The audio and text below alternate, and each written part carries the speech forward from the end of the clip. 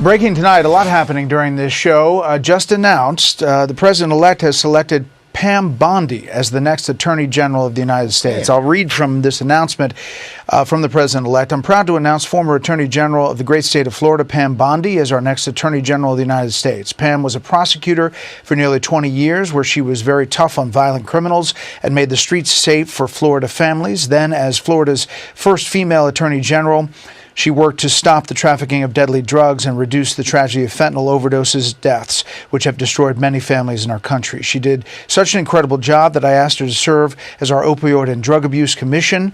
During my first term, we saved many lives.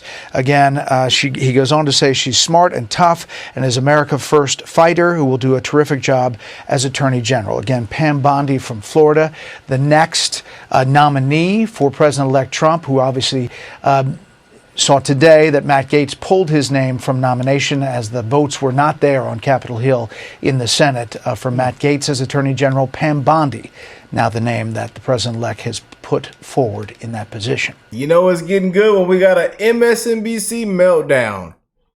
Yes, indeed. Pam Bondi is exactly what I was saying in the last segment that we should all fear, because she's competent.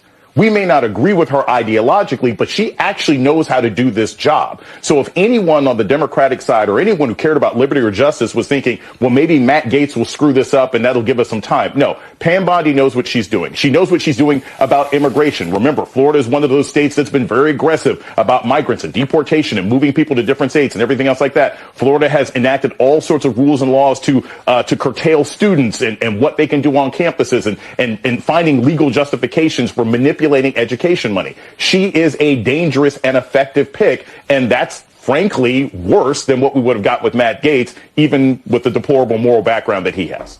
Yeah, and I want to discuss that with a little more depth with both of you, including her record on civil rights, LGBTQ rights, and other issues that are front and center at the DOJ, and which we know were also big campaign issues this cycle. I think that a major part of this vote was a rejection of this lawfare weaponization.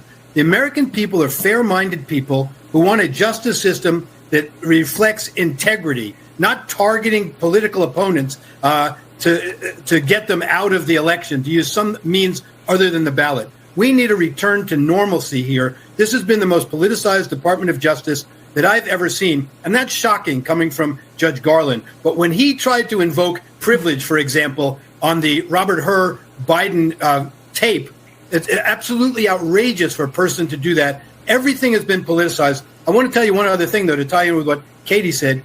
We shouldn't forget that Attorney General Bondi has also fought very hard against the opioid crisis. So she understands the link between health and criminal activity and all of that. So that's another big plus, I think. Oh, no, look. How y'all feeling about this? I'm going to show y'all this clip right here. They say this Pam is an upgrade from Matt Gaetz. That's what them Patriots saying. Look, I could be wrong. Hey, how y'all feeling? Comment down below. Yeah. Oh boy, we are rocking. How y'all feel about Pam, man? Let me know in the comment section down below. Boy, oh boy, oh boy. Chief Justice, Senators. Senators, you heard our answer regarding that yesterday, but it is very interesting that he said he never spoke to his son about overseas dealings. His son said different things. Joe Biden was the point man for Ukraine, investigating, at the time, Ukrainians were a corrupt company, Burisma, and Zlochevsky, its owner, an oligarch who, by all media accounts we've discussed, was extremely corrupt. Hunter Biden is paid $83,000 a month to sit on that board with no experience in energy, no experience in the Ukraine, doesn't speak the language, and we clearly know that he had a very fancy job description, and he did none of those things. He attended 1 or 2 board meetings, one in Monaco, and then he went on a fishing trip with Joe Biden's family in Norway. The entire time, Joe Biden knows that this oligarch is corrupt. Everyone knows that. There are news reports everywhere. No one will dispute that. In fact, it raised eyebrows worldwide. But the vice president, by his account, never once asked his son to leave the board. We wouldn't be sitting here if he did. He never asked his son to leave the board. Instead, he started investigating the prosecutor who was going after Burisma and this corrupt oligarch who they say was corrupt even by oligarch standards, who had fled the country, living in Monaco. He does not ask him to leave the board. He does the opposite. In 2015, what does he do? We know by reports he has close contact with President Poroshenko. He travels to Ukraine twice. He links it to the fire. He links the aid to the firing. Same thing in 2016 at a White House meeting. Links the aid to the firing of the prosecutor. Calls him 4 times in the 8 days up to leading to the prosecutor. The prosecutor investigating Hunter Biden, yet he never says that. All cases closed. Days before Biden leaves office, he jokes to Poroshenko that he may have to call him every couple weeks to check in. Hunter Biden stays on that board for 3 years. 3 years.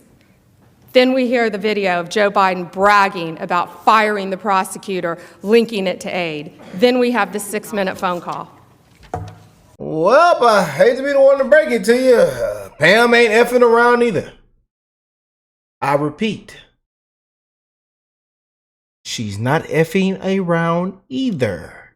They not messing around. Oh boy.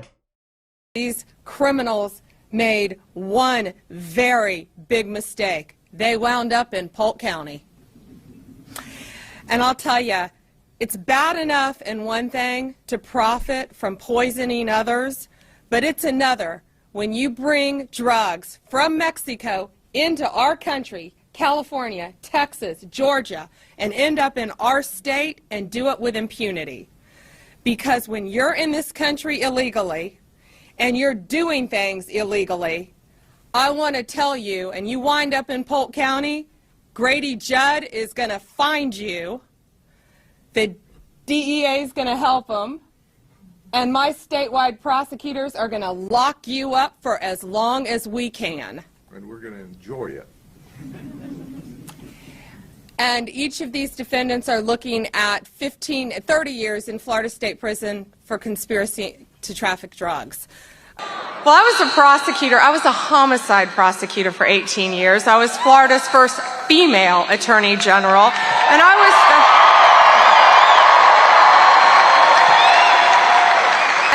special advisor to Donald Trump, Office of White House Counsel, but most importantly, I'm his friend.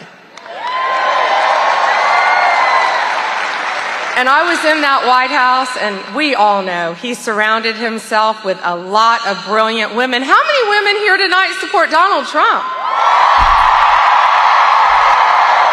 And backstage, look at these beautiful women sitting behind me. Sorry, guys, in the front row. Donald Trump, that was the greatest gift Mark Cuban could give Donald Trump, I think, by saying something so ignorant and stupid. So I have a message for Mark Cuban from all of us here tonight. Underestimate us. This is going to be fun. Woo! What y'all think of this? I tell y'all, man, boy. Look, hey, now. I ain't gonna speak too soon. That's one thing we've been doing. We've been speaking too soon. But we've been right about a lot of things. We've been speaking too soon, though. But oh boy.